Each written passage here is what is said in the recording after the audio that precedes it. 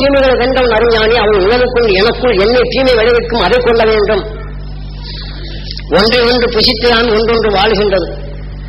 ஆடு தன்னை நீங்க சாந்தமான உணவாக இருந்தாலும் புலி கொண்டு புசிக்கதான் செய்யும்.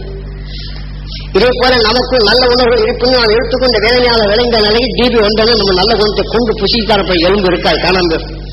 ஆக இதே போல நமக்குள் எடுத்துக்கொண்ட வேதனை என்ற உணர்வு உருவாக்கிவிட்டால் முதல் இது கொண்டு புசிக்கும்.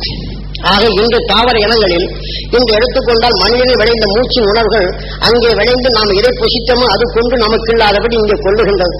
இங்கே மட்டுமல்ல, தாவர இனத்திலும் இதை தான் கொள்ளுகின்றது.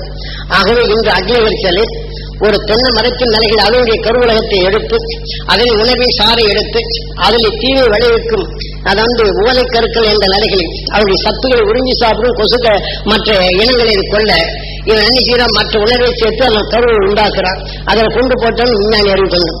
இது படர்ந்த பின் அந்த ஓலையின் சத்தை எடுக்கும். ஆனா அதே சமயத்தில் அந்த ஓலை சத்தை தின்னு கொண்டு இருப்பது இது கொண்டு புசிக்கும். அது செத்த பெண்மான் இது போகும், இது செத்து போகும்.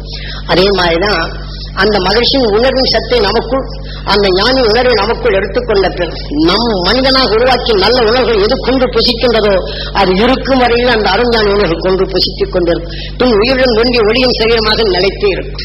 ஆக மறவாதிகள் விஞ்ஞானத்திற்கும் மெஞ்ஞானத்திற்கும் இவன் மற்றொரு உணவுக்காக எடுக்கின்றான். ஆனால் எங்கும் நிலையான சரீரத்தை நிலைக்க செய்கின்றான் அந்த மெய்ஞானி.